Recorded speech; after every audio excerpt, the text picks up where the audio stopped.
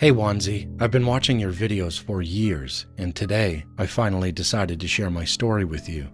My name is Gabriella. I'm from Brazil, but I live in England now, and what I'm about to tell you still traumatizes me to this day.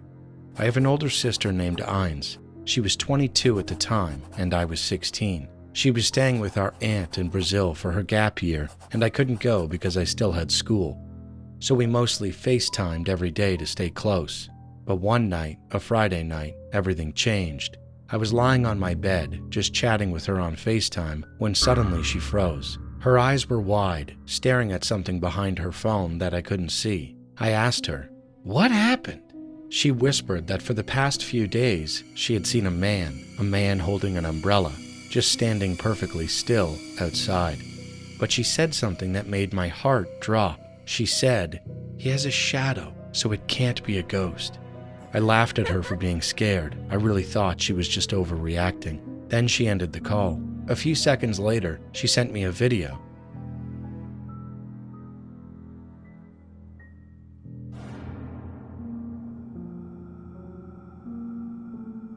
I watched it, and I told myself it was nothing.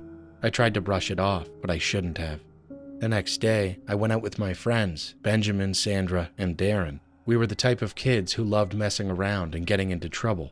That night, we went to the park at 11 p.m., vaping and hanging out, until Sandra pulled out a Ouija board. I was excited. I believed in the paranormal, but I didn't realize this night would change that belief forever. I FaceTimed my sister again and showed her the board. Her face instantly turned pale. She started screaming at me not to play with it. I ignored her. I hung up. She kept calling, but I didn't answer. Sandra started the session. She put her fingers on the planchette, the small piece you use on the board, and asked, "Is anyone here?"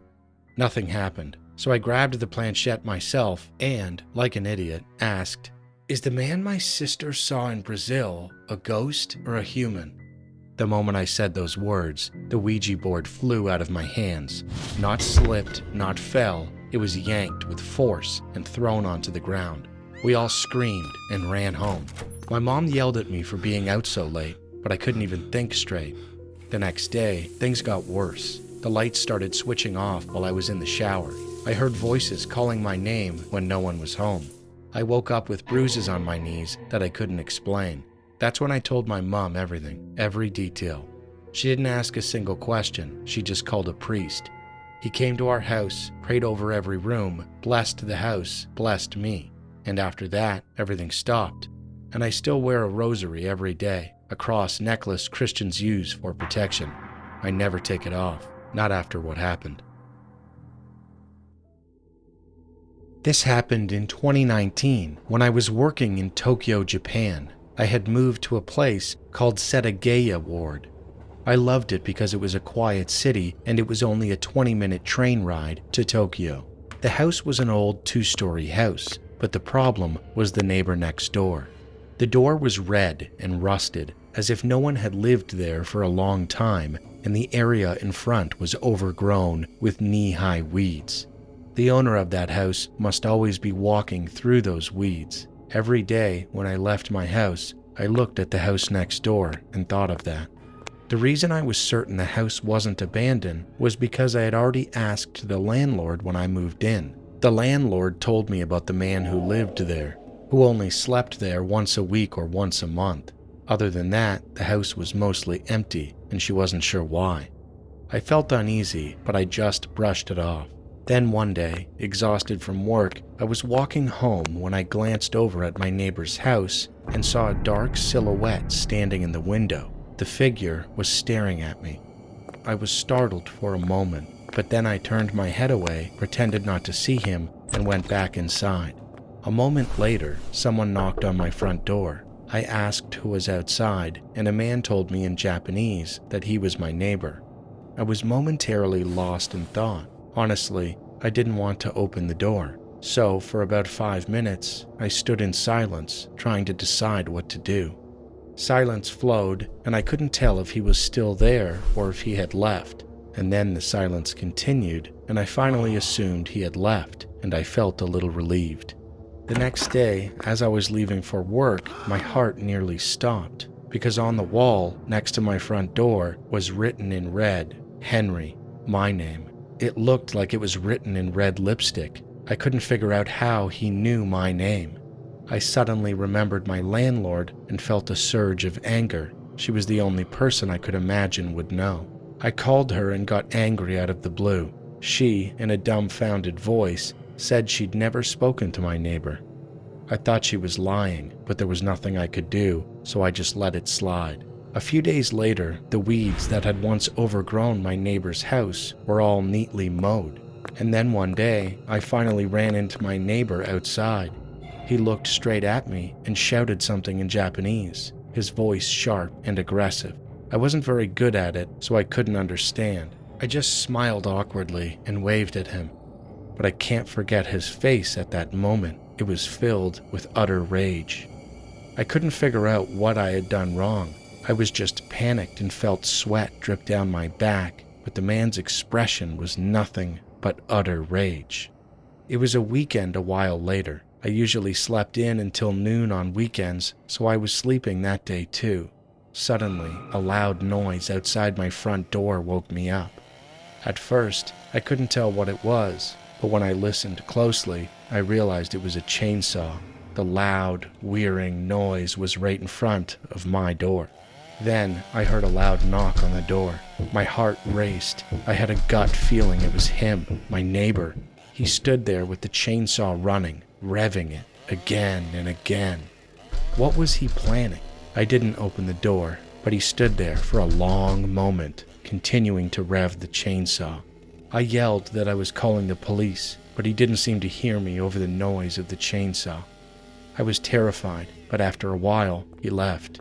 A short time later, the police arrived and spoke with the man, who told them he'd only come to talk to me and that he'd used the chainsaw to cut down a tree in his yard.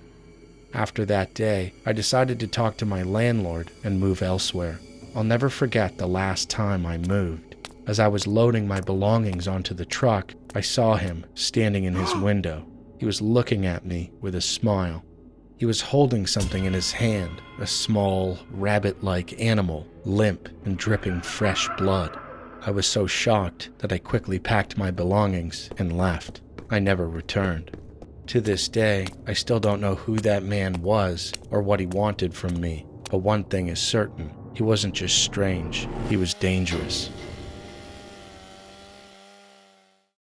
It all started with me and my girlfriend arguing on the phone. Why do you always lie to me, Marcus? She screamed. She was very mad at me, but our relationship wasn't going anywhere anymore. We argued all the time. She was always busy and could never talk to me, but I was just annoyed with my life, and I always took it out on her. Of course, she didn't deserve it, but she would love to mess with me at the wrong times. This time, I'll break up with you for real. Once she said that, I didn't believe her, because this would be the 6th time she had said this. Fine, leave me. You're just gonna come back anyway, I said with an attitude. As I sat there and waited for a response, there was nothing but silence. I was confused and just guessed she went on mute, but suddenly she whispered into the speaker. Someone is here. My heart dropped. At first, I thought she was joking. Stop joking, Layla. That's not funny. All I could hear was shuffling and movement. I didn't know what to do. All I could do was think of the worst. She whispered, I'm not joking. I'm scared, Marcus. I'm scared. After she said that, utter fear shocked through my body. I was scared too. I heard her hard breathing and the trembling in her voice. I hear them coming upstairs. I didn't know what to do. So many thoughts ran through my head, and all I could think of were the what-ifs. At first, I thought I should call the police, but I didn't want to hang up because what if something happened? I needed to hear. I couldn't use anyone else's phone. I was home alone. Then, I thought to text her mother, but I remembered her mom slept downstairs and the intruder probably already got to her. I had so much adrenaline, but I had to calm myself down so I could listen to what was happening. As I waited, I got impatient and scared, wondering if something was happening. So I texted her so my voice wouldn't get caught. I texted, "What's going on now?" As the text delivered, I heard my message ring from her phone. Her ringer was on.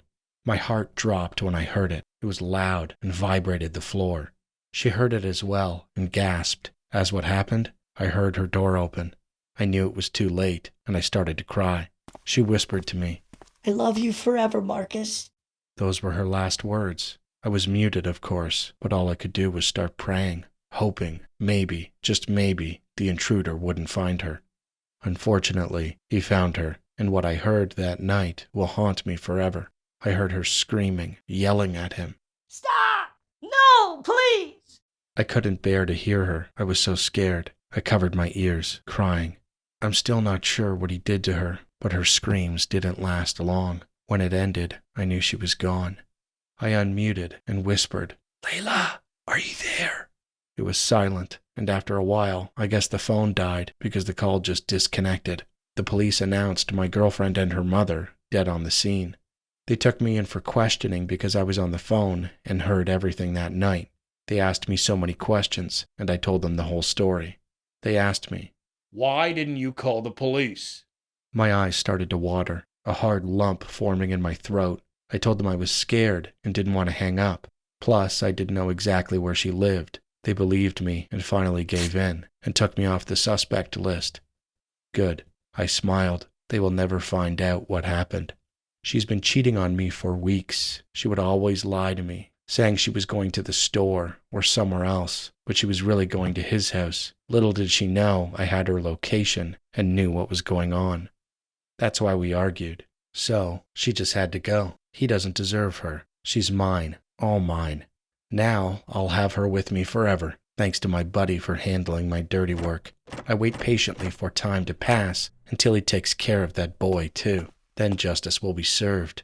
That's what she gets for cheating on me.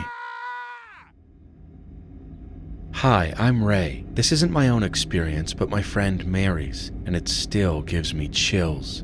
Mary and I are 11th graders at a university known for one thing, the color pink. Our campus practically bleeds pink. Uniforms, banners, even the school merch. It used to be an all-girls school, and that history comes with stories.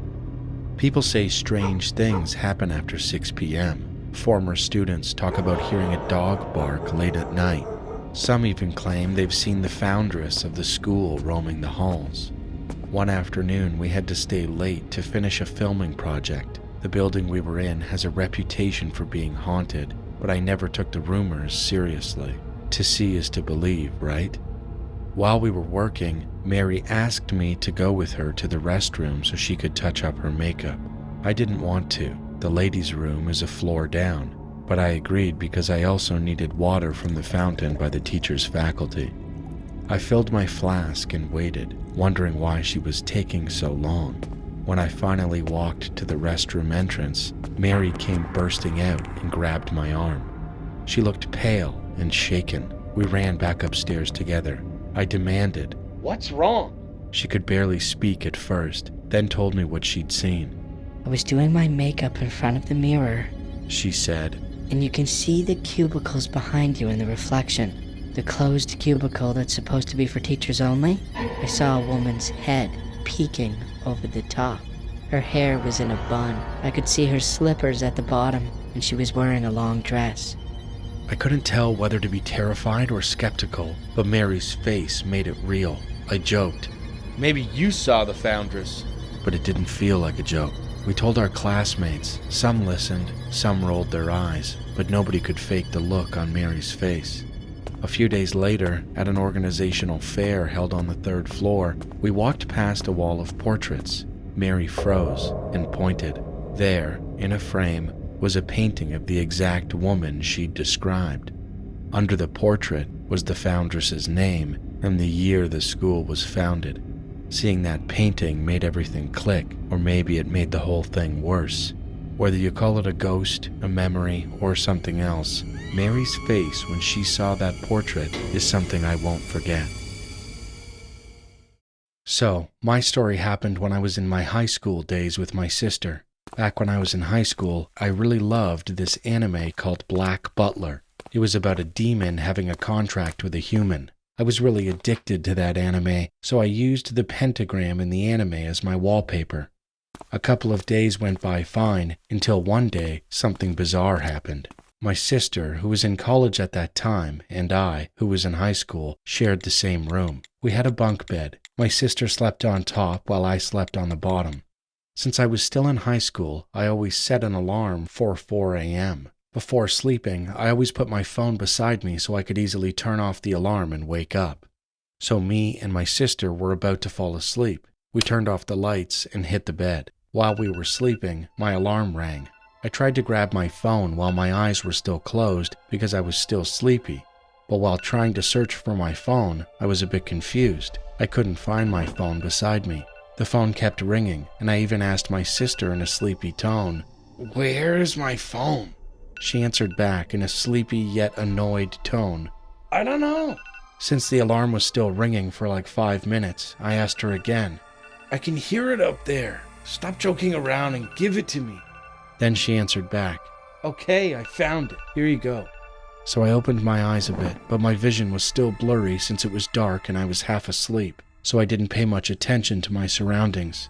My sister's arm stretched out from the top bunk to give me my phone, but when I looked at it, it had thin, long fingers with sharp nails on it. I was still sleepy at that time, so I didn't fully comprehend what happened.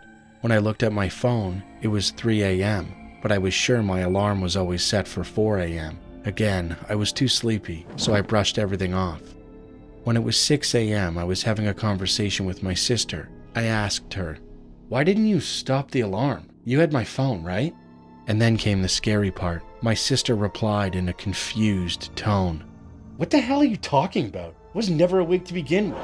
I was never talking to you that early either." My heart stopped for a moment, and cold sweat ran down my cheeks as I replied, "Then who was I talking to? And who gave me my phone?" Then I remembered everything. My sister and I looked at each other in horror, and that day, I've never had that wallpaper on my walls again. That night, my sister and I both slept on the bottom bed.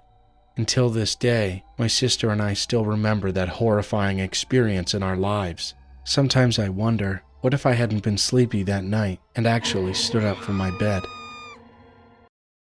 This happened to me about 9 months ago. I'm still recovering from everything that happened. I used to be a shy girl with no friends. I never used social media because I thought it would distract me from my studies. But on January 2nd, I decided to try Instagram for the first time, hoping maybe I could finally make some friends. While scrolling, I found an account that posted funny videos. It caught my attention, so I messaged the account. The person running it was the same age as me. For privacy, I'll call her Renata. We became close fast. At first, we just shared funny reels. Then we started talking about our personal lives. I told her how lonely I felt and how she was basically my only friend. She even sent pictures of her family and gave me her address, telling me I could visit someday. But after about a month, she suddenly stopped replying. I kept sending her reels, asking if she was okay. Nothing. A week later, she finally messaged me, but all she said was, "I'm fine." I told her how worried I was, but she said everything was okay. Looking back, that was the first red flag. After that, whenever I sent her something funny, she reacted with just an emoji. And anytime I tried to talk about something deeper, she replied with, "Oh, Then one day, she sent me a message I will never forget. It was long, detailed, and it described exactly how to kidnap and kill a person. I was terrified. I thought it had to be a joke, but nothing about it sounded playful. The same girl who used to send me memes was now writing like a complete psychopath. Then she asked me for my address. That was when I knew something was truly wrong. I sent her a voice note telling her that what she sent me made me extremely uncomfortable and that she shouldn't ever message me like that again. Honestly, I could not even finish reading that essay about killing someone. I just couldn't. Her reply was even more disturbing. She texted, "Which part of that message made you uncomfortable?" I stopped replying and I blocked her immediately. About a week later, I went out of town to visit my aunt, and that's when I realized something strange. The address Renata had given me earlier was near where I was staying. Even though I was hurt and scared, a part of me still cared. She had been my only friend. So I decided to visit her. It would have been our first time meeting in person. The neighborhood was confusing, but the neighbors helped me find the house after I showed them her photo. I didn't understand why they helped so quickly. Now I do. The house was big, just like the photos she showed me. Quiet, still, almost too still. I rang the doorbell. A woman opened the door. It was Renata's mother. I nervously said, "Hi, I'm here to meet Renata." Her mother looked like she was about to faint. A man, her older brother Ryan, rushed over, looking angry and terrified at the same time. That's when I noticed it, a framed picture of Renata on the wall, with flower garlands around it. My whole body went cold. They told me Renata was dead. She had been killed by a psychopath. The police were still searching for him, and the worst part, the way she was killed was exactly the same method described in the message that was sent to me. I told her family everything. They were devastated. Her brother called the police and tried to comfort me. After that, I don't know what happened. I didn't ask. I didn't want to. I never went near that house again. The whole situation left me terrified and completely alone. My family helped me through it, and therapy helped too. I'm doing better now, but I still think about it, and I keep wondering, what if I had given that account my real address? Who was behind that account? And why were they messaging me from my friend's phone, even after killing her? June 9th, 2013, Gifford Pinchot National Forest in Cougar, Washington, one of the oldest national forests in the United States. A 19-year-old woman went camping here with her friends, and late at night, she walked alone into the deep woods. She disappeared and has never been found. This story is true. Her name was Maureen Kelly, born in 1993. She had gone camping at Canyon Creek Campground with several friends. But during the trip, something changed. Out of nowhere, she said, "I'm going on a spiritual quest." Then she did something no one expected. She stripped off all of her clothes and put on a small pouch around her waist. Inside that pouch were only 3 things: a knife, matches, and a compass. That was it. No food, no water, no lantern. She promised her friends, "I'll be back before midnight." And then she walked straight into the forest. One of her friends, Amanda Ziegler, later said that Maureen had talked many times about wanting a spiritual experience. But even she could not understand why Maureen chose that moment, or why she went in completely unclothed. The group eventually fell asleep, and when morning came and Maureen had still not returned, they called for help. Authorities launched a massive search, more than 100 people. Helicopters sweeping the forest canopy, search teams combing the undergrowth. They found a set of footprints on a gravel road near Canyon Creek. They matched Maureen's size. Canine units were brought in to follow the trail, but then something strange happened.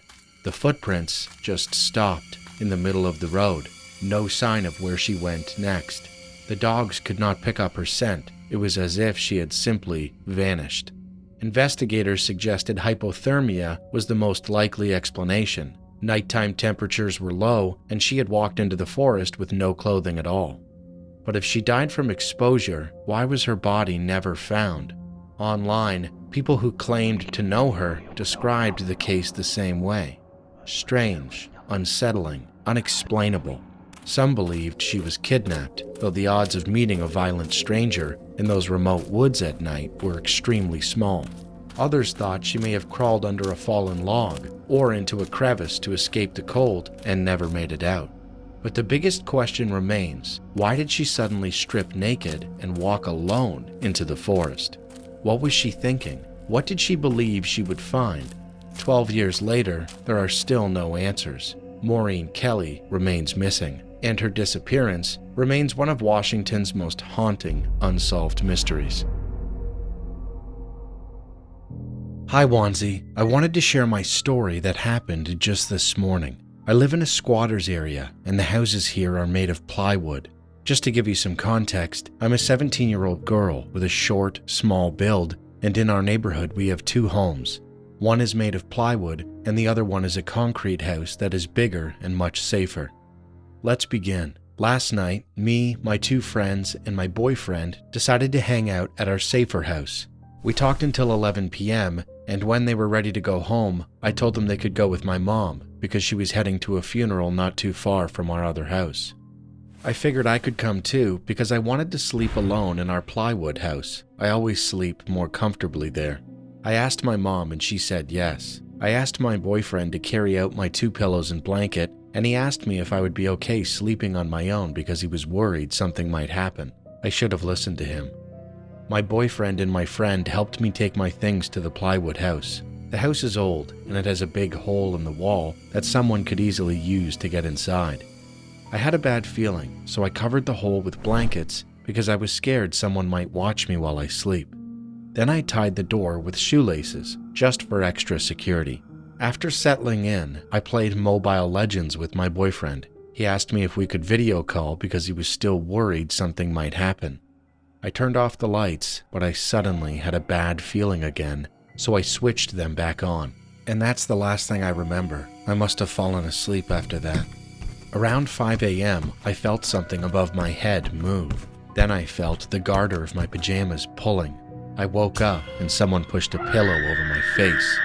I turned to my side to breathe and fought to get the pillow off me. I managed to pull it away and screamed for my uncle, who lives right next door to our house. The person ran and escaped through the big hole in the wall. I was crying as I told my uncle what happened. At first, they thought I was just dreaming, until I showed them the footprint the man left above my head. My uncle and auntie walked me back home, and I cried to my mom. I am just thankful I woke up when I did, and that he didn't have a knife. I keep thinking what could have happened if he did.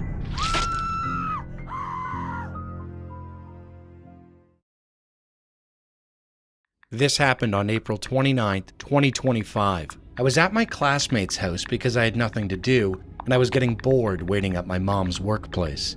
So I decided to visit my friend. For privacy, let us call her Roosh. Roosh was upstairs in her room. Her brother was also upstairs in another room playing online games, and I was the only one downstairs in the living room. I am a very shy person. I hate taking pictures when someone is watching me. So since I was completely alone, I grabbed the chance to take a few selfies, and that was when I heard it. Something coming down the stairs. I froze and quickly turned my head toward the staircase, but there was nothing there. No footsteps, no shadow, nothing unusual at all. So I shrugged it off and kept taking pictures. I did not feel anything strange at the time, so I just ignored it. Fast forward. On July 17th, or maybe the 20th, there was a power outage. I was bored, so I started scrolling through my gallery. I found one of the live photos I took that day in Roosh's living room. When I first played the live photo, everything looked normal. But when I tapped it again, something felt off. I tried to remember what I had been looking at on the stairs in that moment, so I played the live photo a third time, and that was when I finally saw it. The refrigerator opened by itself. A chill ran through my whole body. I replayed it over and over just to be sure. And then I saw something else. Something even worse. There was a hand pulling the refrigerator door open. I knew for a fact I had been alone downstairs. Everyone else was still upstairs the entire time. I cannot say the photo was edited. I cannot say it was a prank because the video looks real. Too real. I'm a man in my 30s living in England. After work, I used to enjoy fishing by the river. On the weekend night when this incident occurred, I was night fishing near the river. Suddenly, 4 men came running toward me from afar. At first, it was dark, so I couldn't see them clearly, but as they got closer, I realized they were all wearing horse head masks. At first, I thought they were just teenagers playing around, but they were all huge, like athletes, and each was carrying a fishing rod. I heard them laughing, and one of them shouted at me, "Bro, did you catch a lot? We're here to fish too." He tried to sound friendly, but something about his voice made my whole body tense. I looked around, but there was no one else there. I smiled awkwardly and replied, "No, not yet." Then one of them said, "Are there not many fish? It's okay. We're not catching fish. We're catching people. Bro, go into the river. We'll try to catch you with our fishing rods." Only then did I realize what was happening. A cold panic shot through me. One of them, wearing a leather jacket, approached me and handed me his phone.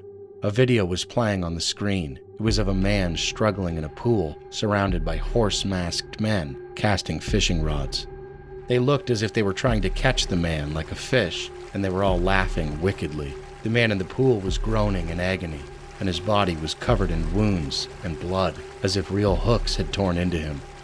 The man in the leather jacket showed me the video, shrugging his shoulders and laughing. Then he said, "Decent, innit? Do you want to play fishing with us?" He showed me another video, this one of a man swimming desperately while masked men cast their lines at him over and over. I was so shocked I almost vomited. Then they slowly walked toward me, trying to surround me. I'll never forget that moment. It felt like the world slowed down and I was watching my own death coming for me. I decided to take a gamble. I instantly swung my fishing rod at them with all my might. They were startled and dodged. Then I ran like crazy. I'd been a fast runner since I was a child. They chased me, but I barely managed to outrun them. As I ran, I saw people downtown in the distance. I shouted to get someone's attention. I immediately called the police. And when they arrived shortly after, the men had already disappeared. All that was left was my fishing rod lying on the ground. I've been having terrible nightmares ever since. A few years ago, on a freezing December day, I was driving alone across Nevada. It had been snowing for hours, and as the evening came in, the snow suddenly picked up, thicker, heavier. It started piling up on the road, so I slowed way down. After a while, I saw something up ahead, a figure standing right in the middle of the highway. At first, I thought my eyes were playing tricks on me, but as I got closer, I realized it was a person. I almost hit him. He was completely covered in snow from head to toe. I couldn't make out anything, just a human shape swallowed by white. I stopped the car, rolled down the window, and yelled, "What are you doing there?" He slowly lifted his head. That's when I saw it, a white plastic mask covering his entire face. White snow everywhere, and that blank white mask staring back at me. It sent a chill straight through me. I thought, what the hell is he doing standing in the middle of the road? So I rolled the window back up and started to drive past him. Then he suddenly raised both hands, signaling me to stop. He didn't say a word. Then out of nowhere, he started dancing. Not some random flailing. He danced like a trained performer, smooth, precise. I just sat there watching him for maybe 30 seconds thinking, what the hell is happening right now? Then he raised his hands again, this time making a gesture like he was taking a picture, like he wanted me to film him. I couldn't tell if he was messing with me or actually asking me to record him dancing and post it online or something. 100 thoughts ran through my head. I was just about to pass by, but at that moment, another man appeared on the side of the road, walking quickly towards me. He too was wearing a white mask, a white puffer jacket, and white pants. Before I could react, he pulled a gun from his pocket and pointed it straight at the dancing guy. At first, I honestly thought it was some kind of prank, but the second I saw the gun, reality hit me hard. I slammed the gas, swerved the car, and tried to get past them. The snow made the tires slip, and the whole car fishtailed, but all I could think about was getting away. The man pointed the gun at me, and I ducked my head and kept driving. The situation was so tense that I couldn't remember how I drove. When I got far enough, I checked my rearview mirror. Both of them were still standing there, staring at me. The guy with the gun was now pointing it at me. I changed lanes over and over, trying to create distance. Then I heard it, gunshots. My heart stopped. When I looked again, the guy wasn't shooting at me. He was shooting at the dancing guy. I saw the dancing guy drop to the ground, and then the man with the gun turned back toward me and started firing wildly in my direction. Somehow I got far enough away. I called the police and reported everything. Later, the cops told me they found no blood, no bullet casings, no footprints, nothing. So the dancing guy hadn't been shot. He just faked it. That night, my heart wouldn't stop racing. I wrapped myself in a blanket, drank hot tea, and tried to calm down. But I couldn't stop thinking about why they were out there in that cold, and what they were trying to do to me. Were they planning to kill me, or was it something else entirely? Hi, Wansee. I have a creepy story I experienced when I was about 11 years old. I'm 20 now, a grown man, but what happened that night has stayed with me ever since. When I was a kid, I never believed in anything supernatural, ghosts, spirits, none of that. But this one experience made me question everything. One night, while I was sleeping in my house with my parents and the rest of my family, I heard something I still can't explain. It must have been around 1 a.m. when I suddenly woke up to the sound of something jingling. I realized I had to pee, but the moment I heard that sound, I was too scared and confused to get out of bed. I hid under my blanket, with just my face sticking out, listening. The sound was like someone jingling a bell continuously, and it went on for almost an hour. It was incredibly creepy, And what made it even stranger was that my mom and grandmother, who were sleeping right next to me, didn't hear anything. They were asleep the entire time. The sound was loud enough to fill the whole room, so there was no way they didn't hear it. Which means it must have been something only I could hear. It seemed like it was coming from the balcony right outside my bedroom, but I was way too scared to check. It just kept going and going without stopping. I tried to ignore it and force myself back to sleep, but it was so distracting that I just lay there awake until I eventually dozed off. The next morning, everything was normal, like nothing had happened. I asked my parents if they heard any jingling sounds during the night, but they all said no. When I told them what I heard, they brushed it off and said I must have been tired or stressed. To this day, I still have no idea who or what could have been making that bizarre jingling noise. Even thinking about it coming from outside is strange, because our house was a 2-story building. Outside my room was a balcony, and beyond that was nothing. To get down to the pavement and the small road in front of our house, you had to go downstairs to the first floor. So I honestly don't know. Even now I still think about it sometimes. I'm actually glad I didn't get up to check what it was that night. Why would someone be shaking bells outside at that hour on a cold night? Was it intentional? Did it mean something? I have no idea. All I know is that it was creepy as hell, and I'll never forget it. I'm a long-haul trucker. I usually pull 12-hour shifts, even at night. A few months back, as usual, I was driving along a quiet road past midnight, listening to an audiobook. I don't know how long I'd been driving, but drowsiness had overtaken me like a thief in the night. I reached over the passenger seat to try to grab an energy drink, but all I found were empty cans rattling around. So I figured I'd make a quick pit stop at whatever convenience store was close by. A short while later, I pulled into this real rundown little place. The lighting inside was dim, kind of reddish. Atmosphere was strange. I wasn't sure if it was even open, but the neon open sign was buzzing faintly. When I walked in, the little door chime went off, but nobody was at the counter, and the whole place felt dead. The shelves also had a very limited selection of products: dusty Campbell's, shriveled air-sucked bags of chips. An unknown red liquid clung to the empty roller grill. Seemed like the place had long since been deserted. I just wanted to grab an energy drink and get the hell out, but I couldn't find one anywhere. Then suddenly I heard a clanking sound behind me. I turned around and saw an old man locking the front door with a chain. Startled, I shouted, "Wait, I'm in here!" But the guy didn't react at all. He was locking a padlock onto the long chain stretched across the front door. Then he turned off the lights. The inside of the store suddenly became pitch black. I bolted toward him, grabbed his shoulder, and he slowly turned around like he already knew I was there. He opened his mouth to speak to me, but his voice sounded wrong, muffled. And when he opened his mouth, I could see his tongue, short and messed up, like it had been cut. Half terrified, half pissed, I shook him violently and yelled for him to open the door. But he didn't respond. He just kept opening and closing his mouth as if trying to say something, but no sound coming out. Just then, a door opened in the staff office behind me, and I heard the sound of heavy footsteps. It was dark, so I couldn't see clearly, but it was 2 very tall men. They were talking about something. It seemed like Russian, but I had no clue what language it was. And when they stepped out of the darkness, man, I'll never forget what I saw. They were wrapped head to toe in duct tape, each holding a knife, but not normal knives. The blades were spiral-shaped, something I'd never seen before. They looked at each other, laughing, then turned their heads toward me. My brain just went, I'm dead. Right then, the old man shuffled toward the counter, and that's when I realized the door wasn't fully locked yet. So I unlocked it, yanked the door open, and ran outside. The duct tape guys didn't chase me. They just stood in the doorway, staring. The old man was holding a mop now, and the 2 men beckoned me toward them. One of them was waving something that looked like a candy bar at me. I scrambled into the truck and fired it up and got the hell out of there. Looking in the rearview mirror, I saw the store's sign lights go out immediately, and no one came out. I called the cops, and when they showed up, the guys were long gone. It turned out the store had been shut down a long time ago. When they entered the back office, they found a large bucket on the floor with cleaning detergent and dozens of knife stab marks dug into the desk. They tracked down the culprits. No idea what happened after that. All I know is I don't stop at remote, sketchy places anymore. Not after that night.